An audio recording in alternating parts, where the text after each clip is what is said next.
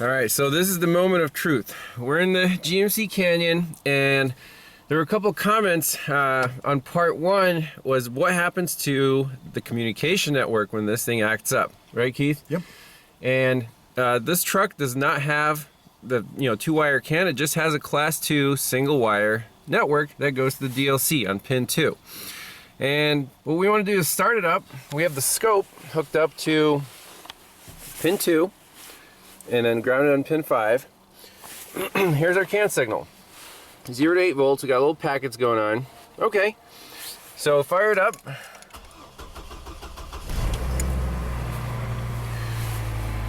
Okay, we got activity, right? So all we want to do now is just take down the network through a test light from pin 2 to pin 5. All right, Keith, go for it. I'll look at the scope. There we are. Truck's still running. Truck's still running.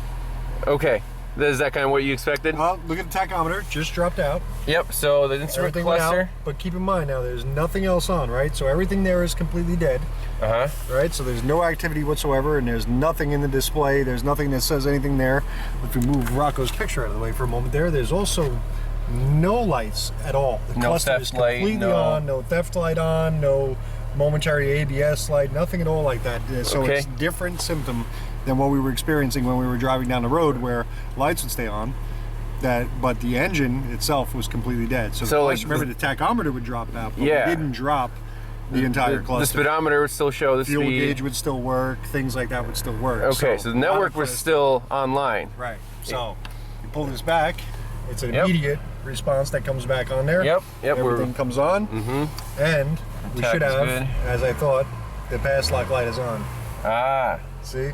Okay. Because we've now set a code that's in there, so we probably set like a 2955, something that's in there. The pass lock can no longer talk to the ECM. So the BCM has the pass lock? The BCM has the pass lock on this, yep. Okay, so if we turn it off and turn it back on, it'll recognize the key again. And it should, yep. There's the we'll little give it a light. couple seconds, and the little light should go out. Well, maybe not. Maybe you set the code so now the code is in there. Well, let's see. Let's wait. Wait for it to power down. Little blips of data. Somebody's still trying to talk, and somebody's went to sleep. Yeah, I love how fast these older cars go to sleep. Right. We did some fun Power City draw testing last night just to see how quickly things would go to sleep. Yeah. Pretty sure Ivan's going to be buying a new amp clamp. Well, so Keith, what's your favorite amp clamp? Fluke i30. The Fluke. Fluke i30. Manual trim adjust on it. Yeah. And unfortunately, the price on that thing has more than doubled. Like with a lot of electronics, like the Pico, what is it, almost $3 grand now for the kit? Yeah. It used to be what, like 1,200, yep, 1,500 bucks? Yep, a full kit before it was about $2 grand, so if you want to have it with the amp clamps. And now it's like almost $3 grand, and 1 amp clamp if you're lucky. Yeah, that Fluke amp clamp, the stability was mind-blowing, and the accuracy. We did an in-series ammeter and the Fluke amp clamp. They were within 10 milliamps, so I've never seen that with an amp clamp before. But anyways, so I think that's it. I think we're ready to install the new replacement ECM, right, Keith? I think so. Okay, we'll program that in and try to make this thing stall out. Place your bets now. So here's the original engine computer. Here's the eBay special replacement. Same part number, same everything. So let's plug her in, and we're gonna do the new style GM programming. Apparently SPS is no longer the right, we have standard. SPS2 now. SPS2. Yep, TechLine Connect. Okay, so we'll go through the steps on that. All right, so Keith programmed the replacement ECM, right? That went through. So now the last thing we want to do is read the fault codes and make sure everything's clear. Yep, already selected my car up here, made sure that everything was in here. So the VIN is correct, right? That's the original. Keep in mind, I'm doing this from the PC here, but the scan tool is out there in the truck. Right. And I have no physical cable in there. Yeah, you're remoting in through, you need a Wi-Fi connection. Yep, right, Wi-Fi connection there, and then we go in there and we actually do everything remote. This is how we service the customers every day as well. Okay, so very cool. So that customer could be in like California or something, or on the West Coast. We have people in Australia. I could go out there and That's cool. We actually have a whole team in Australia. Okay. So come in here and actually just hop right in. So the new ECM is in. Next step, I'm going to go in here, just going to read the faults, and the faults should populate. And sure enough, in here, crankshaft variation is not learned yet, stored. Okay, so that's because we just replaced this ECM in here, so we'll have to do the learn process on it. So we'll let this engine get up to temp first, and then what we'll do is we'll come back out and we'll go in here and do our crankshaft variation, position variation. So when you click that, someone has to be in the truck to do the Yep. So usually, whenever I'm servicing one of the customers that's out there, I have him sitting in the driver's seat, and I'm actually on the scan tool, and I'll sit there and say, "Okay, foot on the brake, start this thing up. All right, we got it up to temperature," and then he'll sit there and hit the wide open throttle, and I can watch it in the background here and see once it goes to test complete and learned and done. Codes are cleared, and we can make sure everything else is good with the car before we let it. Excellent. Before we let it go. Okay. Yep. Okay. So we're gonna do that and take it for a spin. All right, so this is the exact same screen. Just this dirtier. is the actual scanner. Yeah, better. Okay. Okay, so let's just do it, right? Yep, so we're going to come right in here, special function, crankshaft variation learn. Hit the start button down here. Okay. It's basically going to have you cycle it off. So off. Key on. Key on. Step on the brake. So hold Hit the brake next. down. Key on Key engine run. running right now is required to perform the test. Oh, sorry, it didn't tell me to actually go in there. I missed that part. So go in there, we can do it this way. We'll just go ahead and hit next. There you go. It picked it up anyway.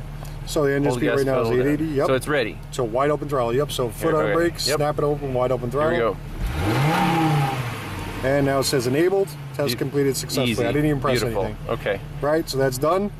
Now, if you look up there, check engine light's already out.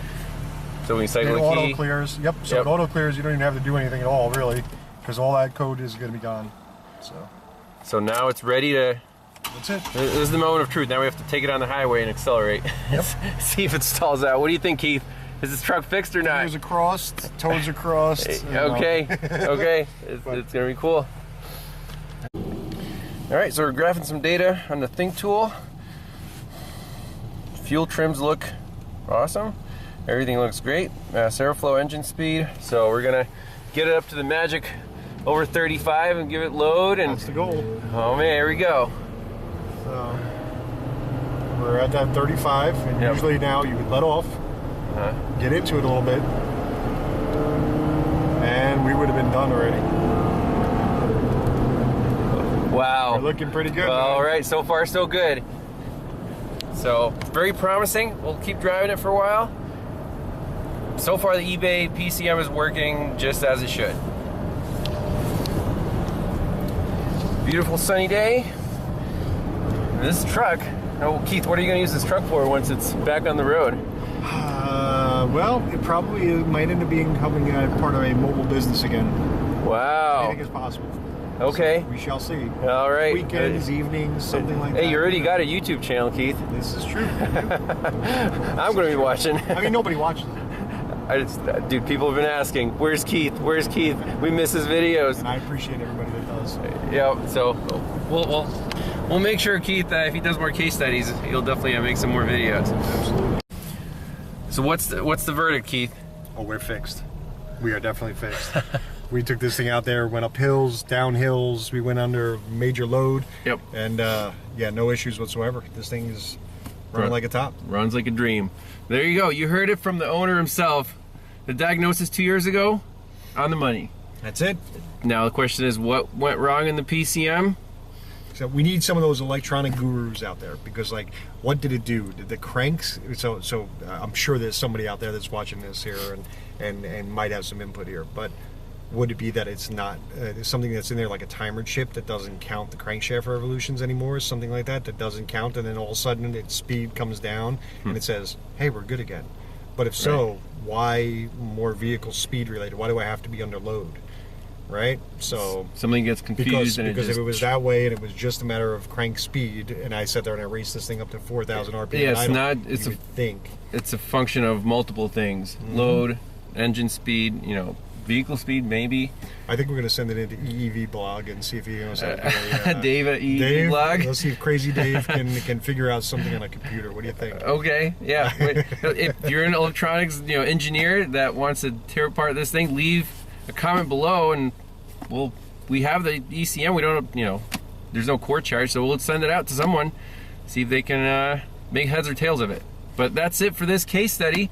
Success, and What's tomorrow, Keith, at 6 p.m.?